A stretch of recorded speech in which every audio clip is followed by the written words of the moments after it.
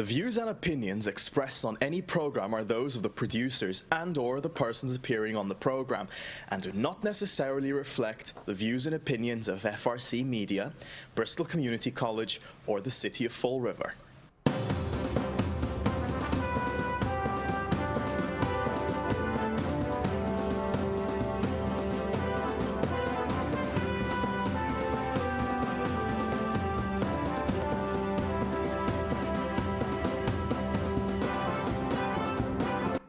Welcome to Post-Debate Central.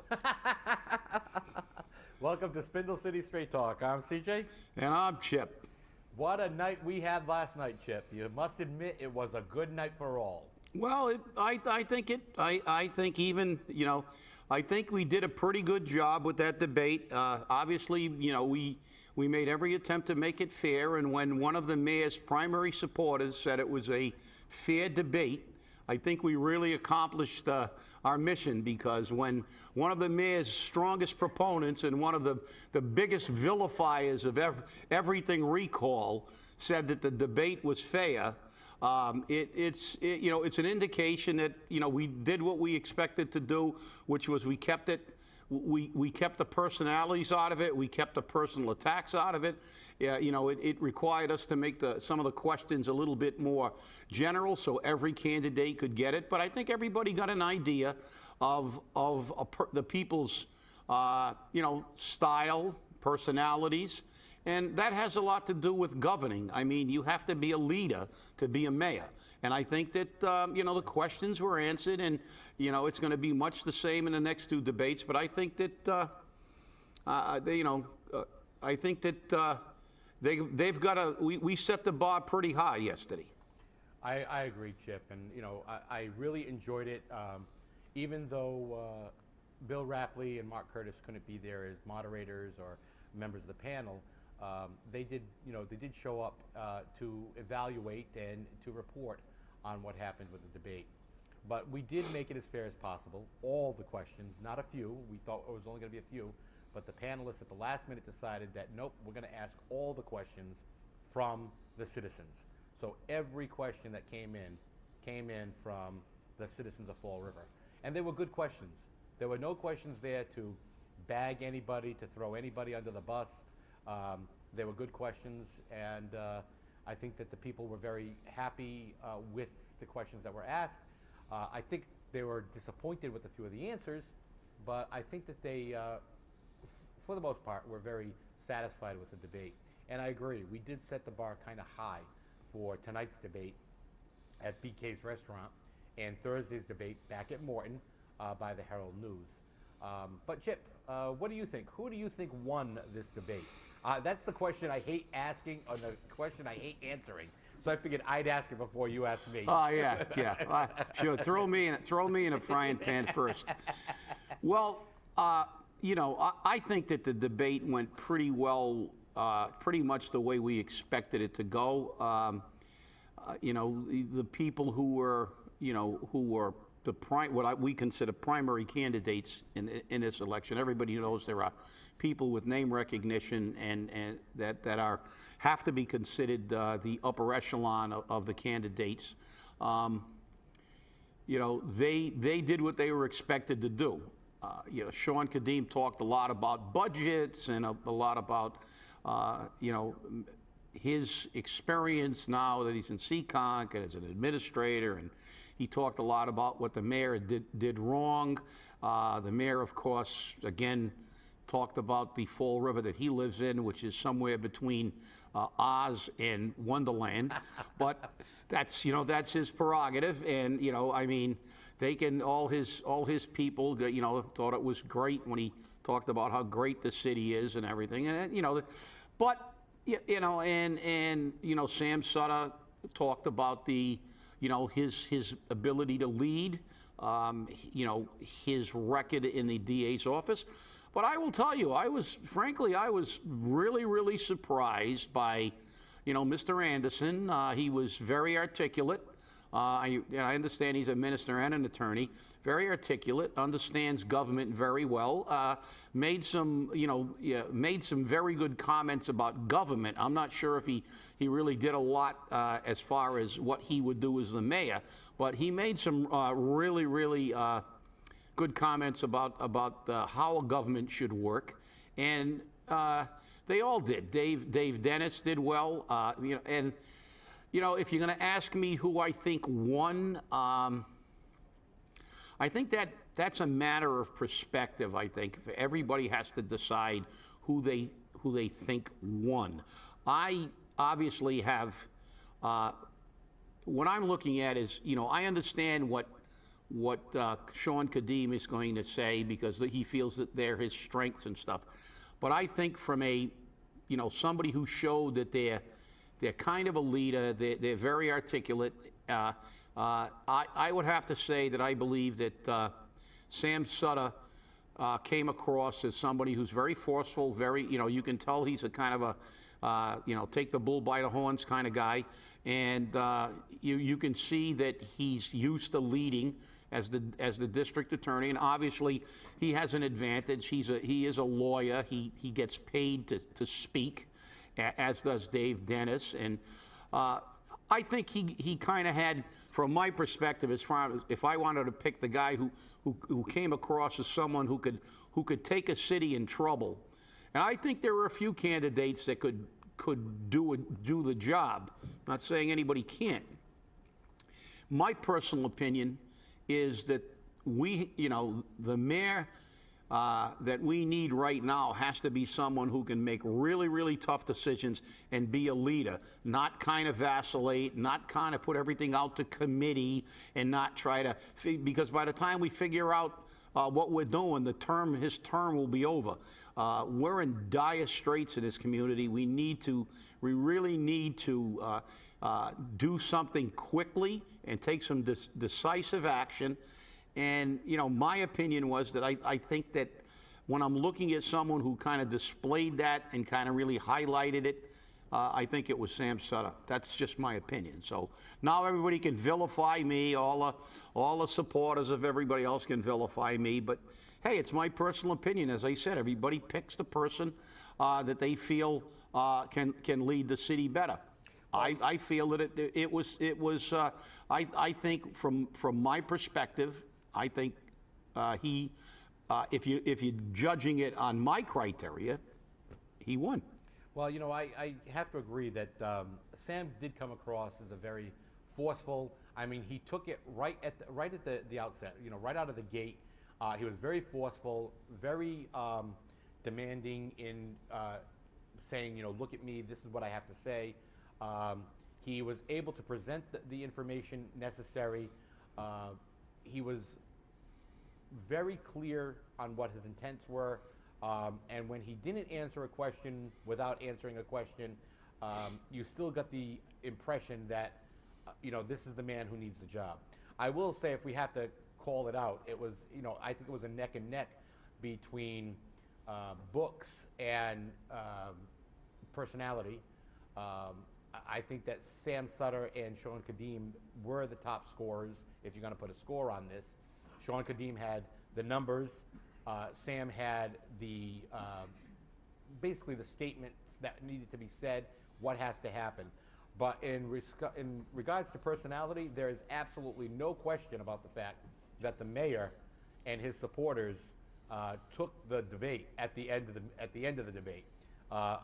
They were so loud they drowned out the mayor's final statements, and we get that, and we can't always control it. Again, you were saying about a person who said that our debate was very fair. The only thing that he disliked was the fact that the people who supported and worked on the recall came out and booed the mayor. And I made it very clear on Facebook and in reply to his comments that every debate has its own group of individuals. You can't control the actions or behavior of the small groups or the individual. But all in all, that debate was excellent. But you have to admit there were some statements that were made which you have to look back at and you have to say, where did this come from?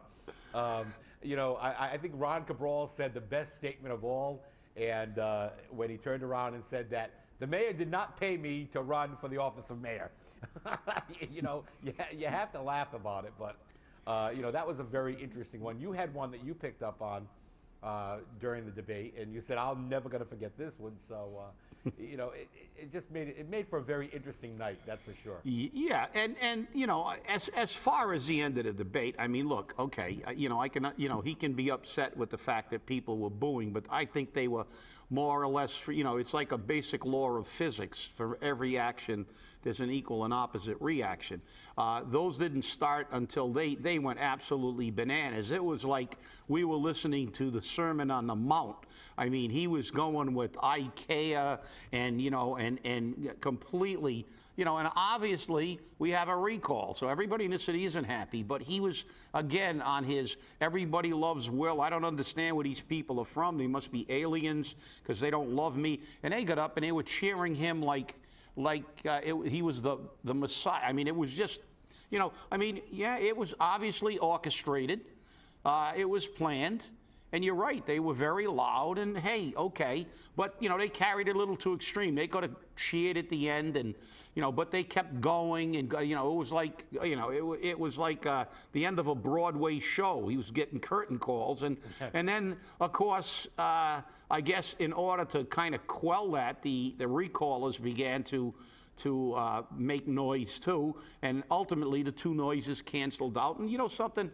Not a big deal. It was at the end of the debate. The debate was very civil. There wasn't a lot of, you know, the debate went very well. There was a little clapping here and there, and then they were told to kind of hold that down. And you know, all in all, at the end of the debate, they had all these pent-up emotions, and everybody wanted to, you know, I mean, his people wanted to be loud and vocal and rowdy, and so, you know, their antagonists, the recallers, chose to be loud and rowdy, and you know, that's just part of the process. It was at the end of the debate. It didn't harm anything. It's like, okay, you know, nobody got into a fist fight, or there were no altercations. It was just a lot of noise, and that's fine. I mean, it was at the end of the debate, and that was a good place. Everybody got to you know, to vent, get the, you know, blow the steam off. And that was it. It's a done deal. Now they can do it all over again tonight. But I think what was really good about the debate is we were introduced to some new people, and some people that you know, fairly, you know, they were fairly articulate. I mean, you know, Mr. Anderson, Mr. Mellon did a very, very good job. You know, you can tell they're bright. You know, they have their own opinions on government. And, you know, I think they're new faces you know, in the city, and they've participated in this election, and hopefully they'll stay involved because, you know, they showed that they're people of, you know, they have intellectual content, and, you know, they have ideas. And what I liked about them is they talked about the ability to not always agree and come up with a consensus opinion. And it introduced some new people, and of course, it also got the public, not the partisan public, because the people that were there to support their candidates were there to support their candidates. But even those people got to see these people and the way they handle things and the way they answer questions, whether they agree or disagree. It gave them, you know, an insight to these people. I think Dave Dennis did a good job. And at the end, when he was doing his closing, I think he got really, really intense with that, saying that he challenges anybody to refute his record. He has the best record as a public servant. But this is what we need. We need a little bit of passion. We need a little bit of investment in the city. And I think that one of the greatest things that happened out of this debate is, you know, it introduced some new people into the process. And some of the people that have been in the process, we got a better look at their personality, you know?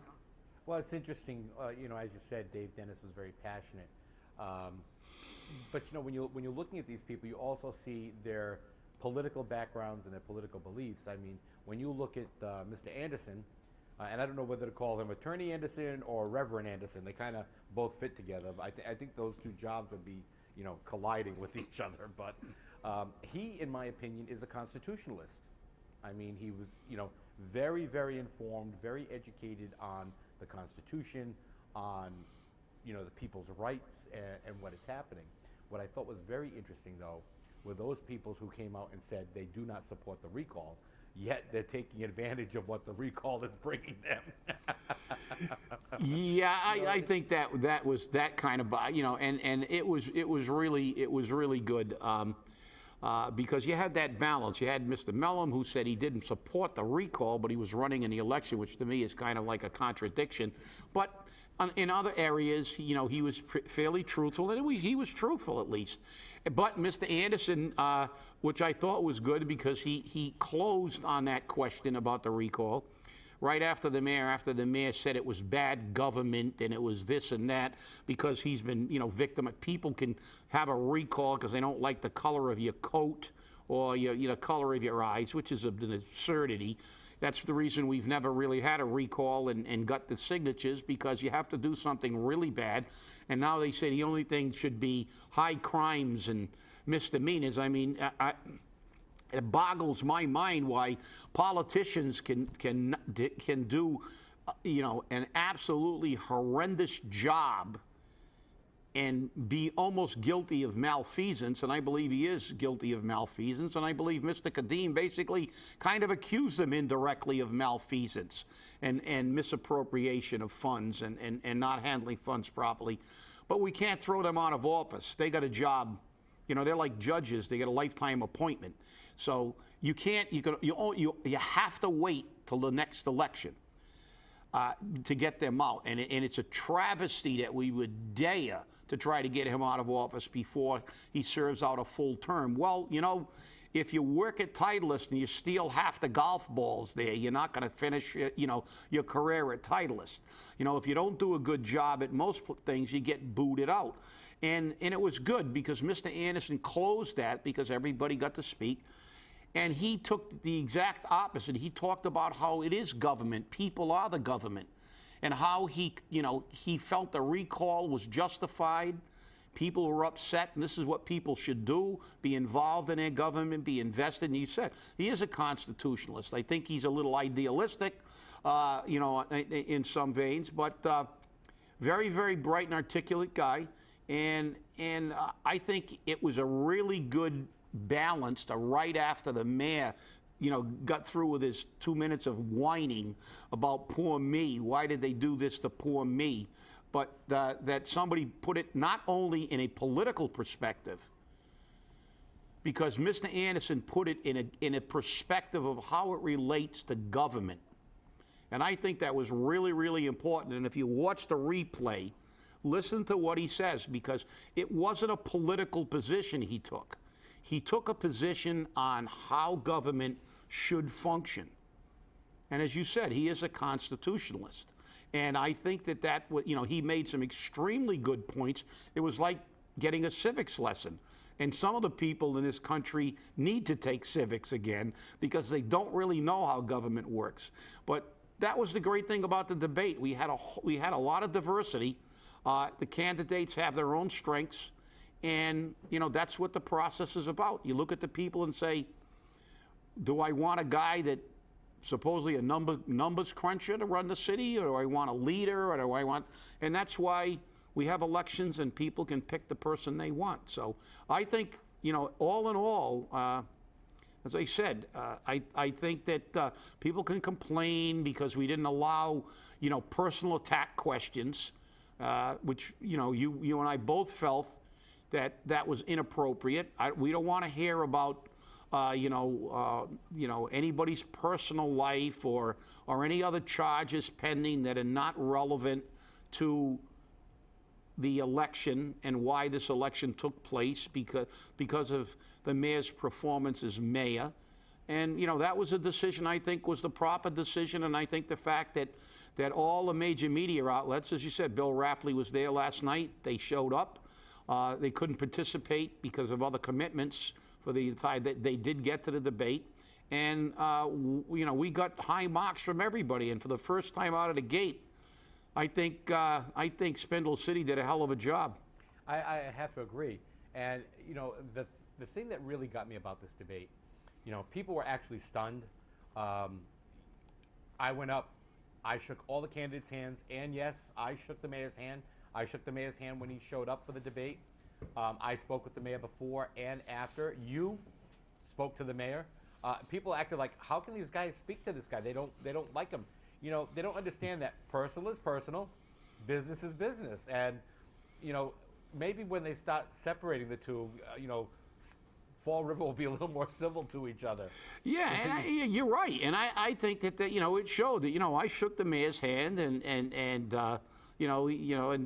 like I said, I don't you know, I don't agree with his politics. I don't think he's good at the job, but I don't hold any other personal malice against him, because you know, the fact is that, you know, it's like having a crappy auto mechanic. You try to get a new one. Exactly. So I'm trying to get a new mayor because I think he's a crappy mayor. And you know, and that's the thing. But you know what really I was really encouraged by? There were people sitting behind me who are supporters of a particular candidate. And when certain candidates made some answers, I heard some great comments. They were saying, wow, that was a really good answer. Wow, that was really good. And this is coming from a candidate they don't support. This is why I say you don't have to follow blindly and agree with everything somebody says. When you listen to other points of view, even if they're from people that you don't support, this is how people move forward, as I've said, about the thesis and the antithesis. And you got to listen to other points of view, because sometimes you may disagree with 95% of that point, but there may be 5% there that you can add and say, wow, that makes a little bit of sense. And it really encouraged me to hear people who, and I knew who they were supporting, and it wasn't the candidate that was speaking, but when Dave Dennis said something, or Sam Sutter said something, or Anderson or Mel said something that made sense, they were actually saying, well, yeah, you know, that was a good answer. So they were actually giving credit to people who they didn't support, which, like, wow, you know, this is part of becoming an educated voter, understanding the process, understanding. You know, every candidate is bringing something, you know, to the table. And it would be nice, Chip, if, you know, we could find that one candidate that has a combination of all of them, make them all, you know, just the one candidate. But, you know, we also did a lot of things in fairness. As you know, Councilor Mike Mioza could not be there last night, and he wanted a statement read at the end, and we put that before the panelists and the moderator, and you went and put it before all the candidates that were present. And I believe it was basically a unanimous decision that a political closing statement would not be appropriate to be read for Councilor Mioza. But nobody had a problem with Phil Paleologos, who I want to give out a shout out to and a great big thanks, to read the fact that Councilor Mioza could not be present at the debate last night because of his responsibilities as a city councilor. So that was read into the record, for the lack of a better expression, and people accepted that. And you know, even the Mioza supporters were there said, well, at least it was presented, you know, honestly and truthfully why he couldn't be there. But you know, this wasn't set up so that we excluded anybody. This was just the way it was, and I'm very pleased with it. I want to thank Phil Paleologos. I want to thank Jess Machado.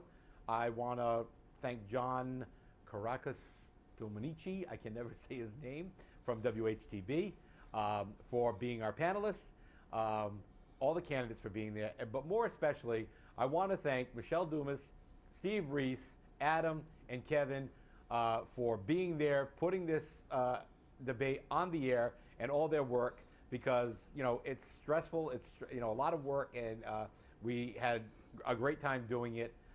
They made it fun, and I had a wonderful time doing it with them. And of course, Keith Tebow, director of FRC Media, who was sitting back here in the studio, making sure that this debate went off without a hitch. And for our viewers, FRC Media will be re-airing on their website and on demand the debate. So if you want to watch it on demand, you can go to frmedia.org and go to the on-demand section and watch the debate on demand. And I spoke with Michelle over about re-airing it, and they will be re-airing the debates over the next couple of days, all of them, all three, so people can be informed and get the information. And I think that is important as well, because as you know, Chip, it's never easy when you're doing it alone. No, absolutely not. And you did, you know, I said they all did a great job. They always do a great job. They do a great job every time we're in the studio. Anytime we need help, they always do a great job. And you know, you can't say enough about that. You know, these debates, people watch what's going on in front of the camera, but they don't realize what's going on behind the camera.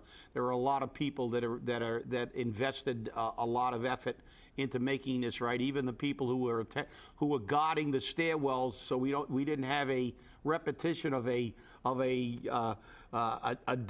someone who was observing the debate charging the stage. So, but I mean, it all came together, and you're right. You know, we didn't schedule this debate to exclude Mike Mioza. It was the only date we could really get, and we didn't have a choice. It's unfortunate. It was his choice not to go, and fine.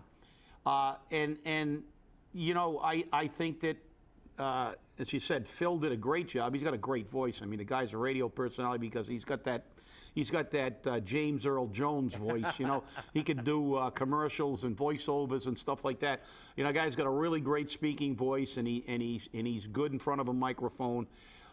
He did a great job, and you know, so you know, people can say that. I know there were a few, when they gave the reason for Mike not showing up, there was a big ovation for Mike from his people, and that's fine. But I mean, you know, if there are people upset saying the debate was a waste, well, you know, for people who say any time you get to listen to people answering questions about the political process and you think it's a waste, I think maybe you might be the waste. So you'd better realize that the fact is that there is no information that's bad information. The more information you can get, the better decision you can make. And if you think something's a waste because your candidate isn't there or because you're not on camera, that's my opinion, but I think you're the waste. Yeah, well, let me tell you something, Chip. For first time out, we did pretty good, but this was as stressful as it could come for me. And, you know, I have to thank my family and friends who have supported me because, you know, with this leg, it hasn't been easy getting around and doing things. But, you know, even at the last minute yesterday, we had some signs that were missing, and I made a phone call to home, and those signs got printed out and got delivered. So, you know, a big thank you goes out to Doreen and Steven for all their great work. And our men in black, Mario, Christian, and CJ, no, not me. They were great. The Fall River Police were wonderful. The school department was wonderful. So we had a great time. And, you know, I can't give the kudos enough to everybody out there because this wouldn't have happened without the help of everybody involved. This wasn't a one-man show. And we brought the people the people's debate. And that's exactly what this was. It was the people's debate. And I don't know if I'm looking forward to doing it next year or not, but you know, we definitely have to see what we're going to do because you and I both, CJ, because I'll tell you what, you know, it's going to be a hard act to follow for the first time out. I think it went pretty well, but I think that concept is good. I think that you know, citizens' questions, you know, have to be an integral part, and you know, and I think that.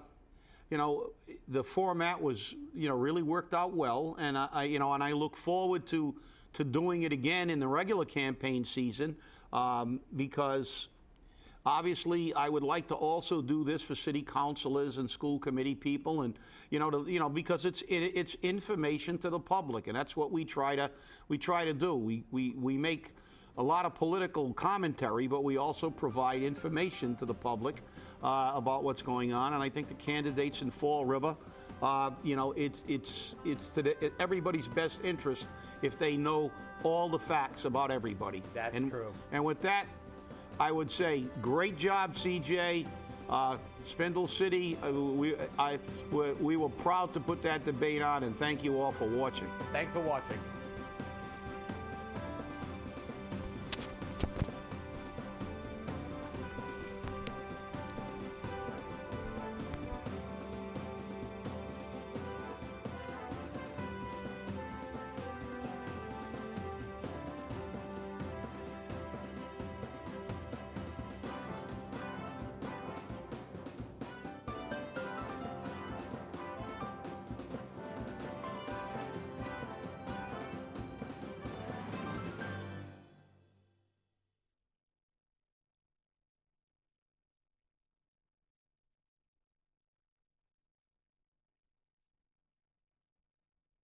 The views and opinions expressed on any program are those of the producer.